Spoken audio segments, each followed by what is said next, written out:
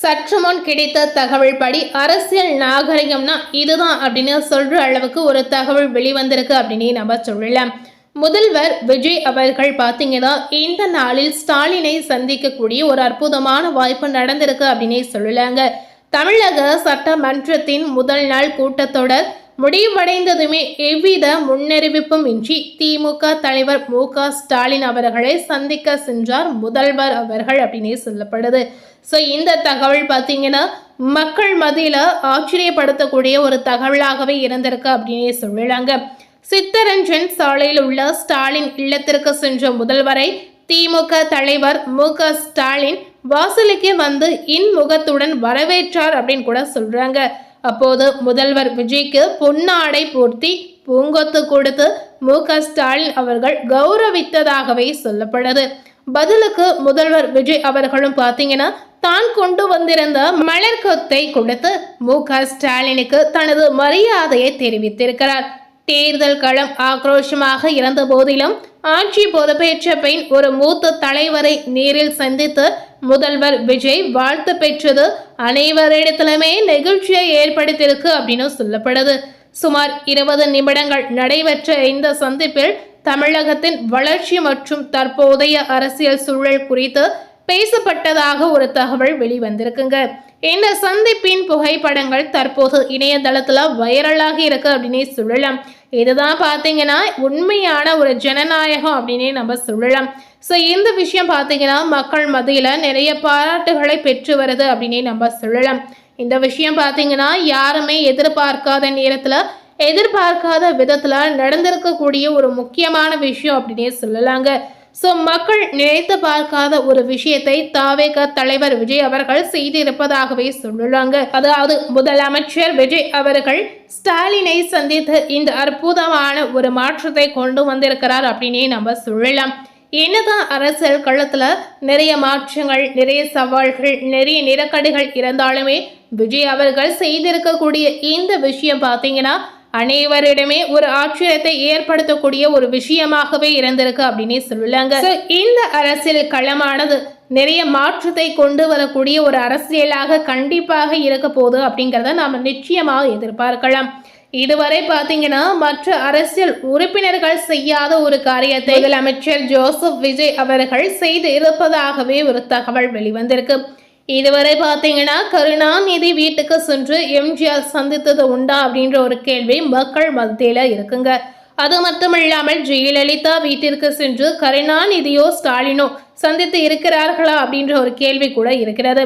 எடப்பாடி பழனிசாமி ஸ்டாலின் வீட்டுக்கோ அல்லது ஸ்டாலின் எடப்பாடியார் வீட்டுக்கோ சென்றதுண்டா அப்படின்ற ஒரு கேள்வியும் கண்டிப்பா இருக்குங்க.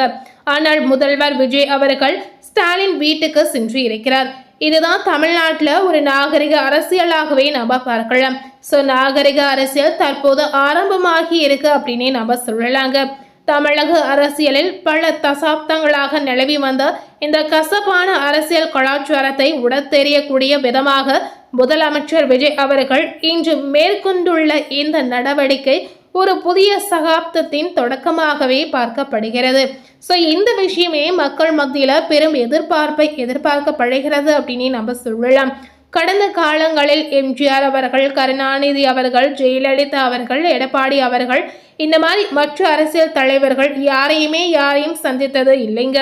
ஸோ இந்த விஷயம் முதல் கட்ட ஒரு விஷயமாக கண்டிப்பாக நடந்திருக்கு.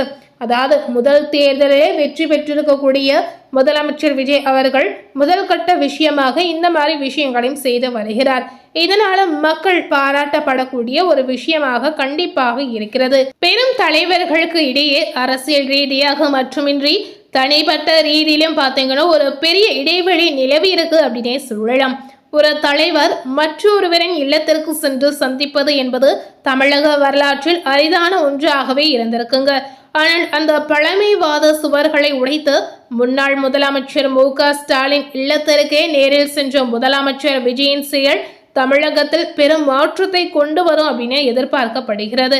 இதுதான் தமிழகத்துடைய தற்போதைய நாகரிக அரசியல் அப்படின்னு கூட சொல்லலாம். ஸோ இந்த மாதிரி வளர்ந்துள்ள ஒரு விஷயத்தை கண்டிப்பாக உறுதிப்படுத்த மிகுந்த ஒரு மாற்றத்தை மக்கள் எதிர்பார்க்கப்படுகின்றாங்க. தேர்தல் களத்தில் பல்வேறு விமர்சனங்கள் முன்வைக்கப்பட்டாலும் ஆட்சி பொறுப்பேற்றவுடன் அனைத்தையுமே கடந்து ஒரு முன்னோடி தலைவருக்கு மரியாதை அளிப்பது தலை சிறந்த ஒரு பண்பாகவே பார்க்கப்படுகிறது. தவிக மாநாடு மற்றும் தேர்தல் பரப்புரைகளின் போது முந்தைய அரசுக்கும் மு.க.ஸ்டாலினுக்கும் எதிராக கடுமையான அரசியல் விமர்சனங்களை விஜய் அவர்கள் முன் வைத்திருந்தாருங்க. அதற்கு பதிலடியாக பல்வேறு நெருக்கடிகளும் அரசியல் ரீதியான குடைச்சொல்களும் கொடுக்கப்பட்டதாக தவிக தொண்டர்கள் கருத்து தெரிவிக்கிறாங்க. இருப்பினும் பார்த்தீங்கன்னா அந்த பழைய கசப்பான நினைவுகள் எதையுமே மனதில் வைத்துக் கொள்ளாமல் மக்கள் வழங்கிய அதிகாரத்தை முதிர்ச்சியுடன் கையாளும் விதமாக இந்த சந்திப்பானது அமைந்திருக்கு அப்படின்னு தெரிவிக்கிறாங்க. முன்னாள் முதலமைச்சர் மு.க.ஸ்டாலினை சந்தித்து அவர் ஆசி பெற்ற நிகழ்வு அரசியல் காழ்ப்புணர்ச்சிகளுக்கு அப்பாற்பட்ட ஒரு உயரிய முன் உதாரணமாக இருக்கு அப்படின்னே சொல்லலாம். அரசியல் எதிரி வேறு, தனிப்பட்ட மரியாதை வேறு என்பதை சொல்லால் மட்டும் சொல்லாமல் தனது செயலில் நிரூபித்து காட்டியுள்ளார் முதலமைச்சர் விஜய் அவர்கள். ஒரு ஜனநாயக நாட்டில் ஆளுங்கட்சியும் எதிர்கட்சியும் இணக்கமாக செயல்படுவது மாநிலத்தின் வளர்ச்சிக்கு எவ்வளவு முக்கியம் என்பதை இந்த சந்திப்பு உணர்த்துவதாகவே தெரிவிக்கப்படுகிறது.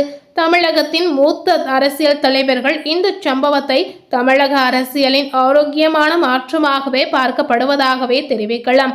இந்த சந்திப்பின் மூலம் தவிக தலைவர் விஜய் தான் ஒரு மாற்று அரசியல் சக்தியாக உருவெடுத்துள்ளதை மீண்டும் ஒரு முறை பறைசாற்றி இருக்கிறார். வெறும் மேடை பேச்சுகளோடு நில்லாமல் களத்தில் ஒரு புதிய அரசியல் பண்பாட்டை விதைக்க அவர் எடுத்துள்ள இந்த முயற்சிக்கு சமூக வலைதளங்களில் பாராட்டுகள் குவிந்து வருகின்றன. எதிர்த்தரப்பு தலைவர்கள் கிண்டல் செய்வதும் இழிவுபடுத்தி பேசுவதும் இந்த பழைய அரசியல் பாணிக்கு முற்றுப்புள்ளி வைத்து கண்ணியமான முறையில் அரசியலை முன்னெடுப்பது இளைஞர்களிடையே பெரும் வரவேற்பை ஏற்படுத்தியிருக்கு அப்படின்னு நம்ம சொல்லலாங்க. இறுதியாக பார்த்தீங்கன்னா நாகரிக அரசியல் என்பது வெறும் வார்த்தையல்ல என்பது உணர்த்துவதாகவே இந்த விஷயத்தை நாம பார்க்கலாம். அது ஒரு மாநிலத்தின் அமைதிக்கும் முன்னேற்றத்திற்கும் அடித்தளம் என்பதை இந்த நிகழ்வு மெய்ப்பித்திருக்கு அப்படின்னு சொல்லலாம்.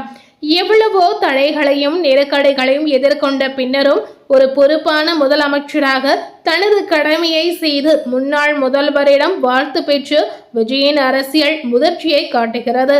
தமிழகத்தின் இனி வரும் காலங்களில் இது போன்ற நாகரிகமான விவாதங்கள் மற்றும் சந்திப்புகளின் மூலம் இந்தியாவிற்கே ஒரு வழிகாட்டியாக திகழும் என்பதில் ஐயமில்லை அப்படின்னே சொல்லலாங்க. அண்ணன் முதல்வரின் இந்த அணுகுமுறை தமிழக அரசியலில் ஒரு வசந்த காலத்தின் தொடக்கமாகவே பார்க்கப்படுகிறது. இந்த மாதிரி நிறைய மாற்றங்கள் இனி வரக்கூடிய காலகட்டத்தில் கண்டிப்பாக நிகழும் அப்படிங்கிறத நாம எதிர்பார்க்கலாம். மேலும் இது போல ஒரு புதிய தகவலை தெரிந்து கொள்ளணும் அப்படின்னு நினைத்தீங்கன்னா மறக்காம நம்ம சேனலை சப்ஸ்கிரைப் பண்ணி பக்கத்தில் இருக்கக்கூடிய பெல் பட்டனையும் மறக்காம பிரஸ் பண்ணிடுங்க. நீங்க சப்ஸ்கிரைப் பண்ணா மட்டுமே நம்ம சேனல்ல போடக்கூடிய எல்லா நியூ அப்டேட்டான வீடியோஸும் நீங்க உடனுக்குடன் பார்த்து தெரிந்து கொள்ளலாம். தேங்க்யூ.